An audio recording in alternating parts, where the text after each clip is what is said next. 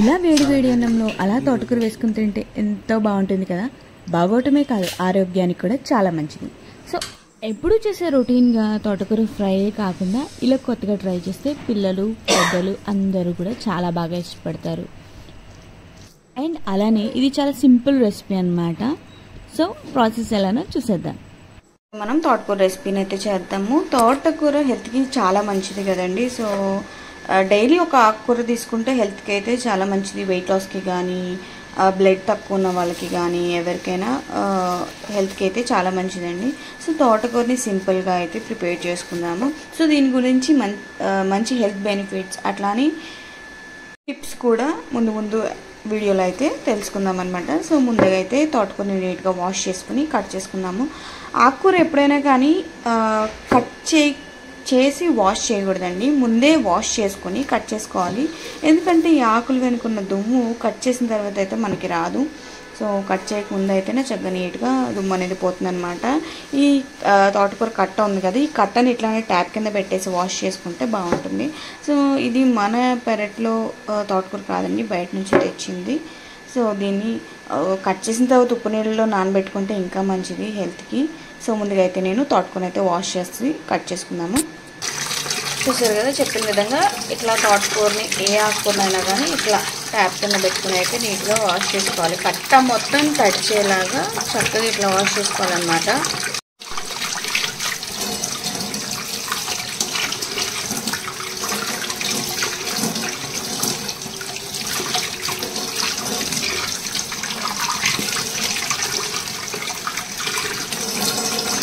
నీట్గా వాష్ చేసిన తోటకూరని చక్కగా చిన్న చిన్న ముక్కలుగా అయితే కట్ చేసుకుంటున్నాను. ఈ కాడలున్న పార్ట్ మోస్ట్లీ నేను తీసేస్తానండి. నీట్గా ఫ్రెష్గా ఉంటే తప్ప బయట నుంచి తెచ్చినవి అయితే వేసుకోను. ఎందుకంటే ఎక్కువగా మట్టి ఉంటుంది అని చెప్పేసి నేను అంత ప్రిఫర్ చేయను. కాడలున్న పార్ట్ అయితే తీసేసి ఇప్పుడు ఇది కట్ చేసుకుంటున్నాను అన్నమాట.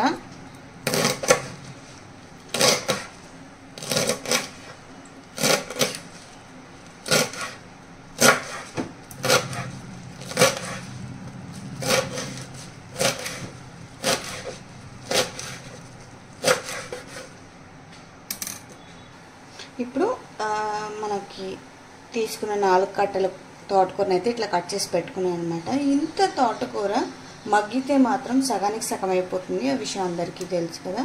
సో ఇట్లా కట్ చేసి పెట్టుకున్న తర్వాత ఇప్పుడైతే ఉల్లిపాయని అలానే పచ్చిమిర్చి కూడా కట్ చేసి పెట్టుకుందాము. దీనికోసం నేను ఒక ఉల్లిపాయని అలానే ఒక 4 పచ్చిమిరపకాయలు అయితే సరిపోతాయండి, చిన్న చిన్నవి చూసారు కదా.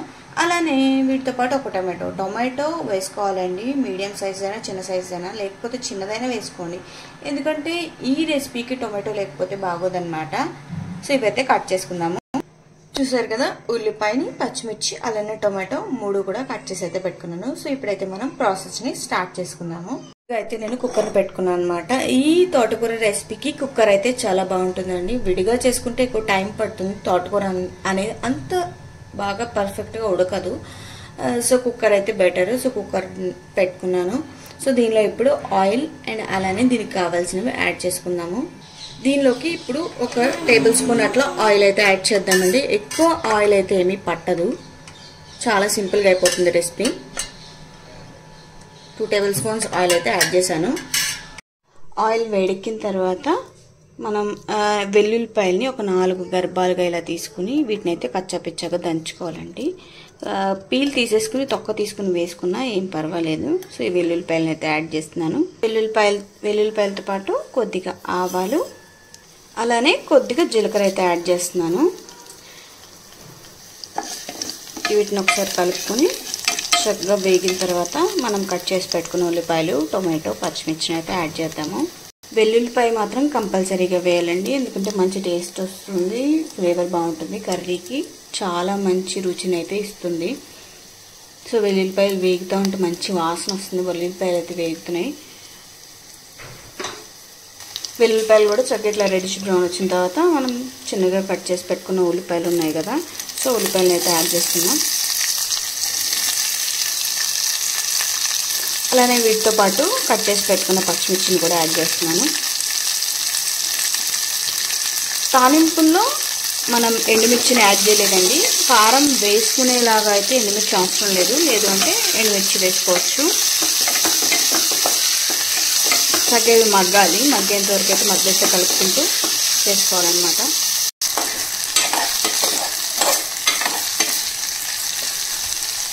ఇట్లా చక్కగా వేగిపోయిన తర్వాత ఇప్పుడు మనం తోటకూరను అయితే యాడ్ చేద్దామండి. తోటకూర ఎంత వేసినా మనకి సగానికి సగం అయిపోతుంది కదా. మీరు అబ్జర్వ్ చేస్తే కుక్కర్ నిండా అయిపోయింది. ఇది చాలా చిన్న కుక్కర్ అండి, 1/2 లీటర్ కుక్కర్ అనమాట. 1 లీటర్ కుక్కర్. సో ఈ ఫుల్గా అయిపోయింది కదా తోటకూర, కానీ మగ్గేటప్పటికి హాఫ్ అయిపోతుంది. మీరు అబ్జర్వ్ చేయండి.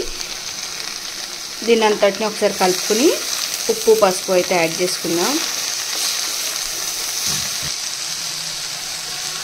ముందుగా ఉప్పు అయితే యాడ్ చేస్తున్నాను, అలానే కొద్దిగా పసుపు. చూసారు కదండి ఎంత మగ్గిపోయి ఎంత తక్కువైందో. ఇది 4 కట్టలు తోటకూర అనమాట. లీటర్ కుక్కర్లో చూసారా మగ్గిపోయి ఎంత అయిపోయిందో, హాఫ్లో హాఫ్ అయిందనమాట.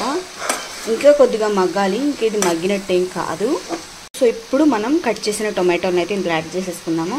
యాడ్ చేసుకుని ఒక 2-3 టేబుల్ స్పూన్స్ ఆయిల్ వాటర్ అనమాట.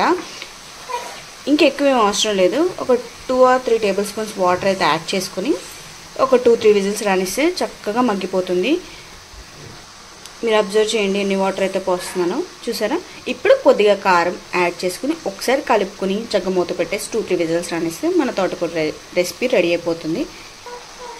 టేస్ట్కి సరిపడా కారం వేస్తున్నాను.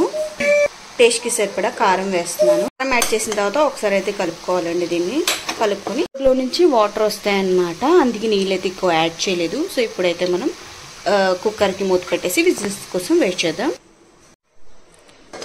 3 విజిల్స్ అయితే రానిచ్చామన్నమాట. 3 విజిల్స్ తర్వాత చక్కగా ఇట్లా కుక్కర్ ఓపెన్ చేస్తే చక్కగా మగ్గిపోయిందండి. అసలు ఎంత బాగా స్మెల్ వచ్చిందంటే, అండ్ రెసిపీ కూడా చాలా బాగా ప్రిపేర్ అయిపోయింది. చూసారు కదా ఎంత సింపుల్గా అయితే అయిపోయిందో. మీకు ఈ రెసిపీ ఎలా అనిపించిందో నాకు కింద కామెంట్ సెక్షన్లో కామెంట్ చేయండి. తోటకూర ఎప్పుడు రొటీన్గా కాకుండా ఇప్పుడు కొంచెం డిఫరెంట్గా ఇట్లా ట్రై చేస్తే పిల్లలు చాలా ఇష్టపడతారు, అండ్ టేస్ట్ కూడా చాలా బాగుంటుంది. ఇలా వేడి అన్నంలో తోటకూర వేసుకుని తింటే ఎంతో బాగుంటుంది, అలానే ఆరోగ్యానికి కూడా ఎంతో మంచిది. సో మళ్ళీ ఇంకొక మంచి రెసిపీతో మళ్ళీ మీ ముందుకు వస్తా. Until then take care, bye bye, have a good day.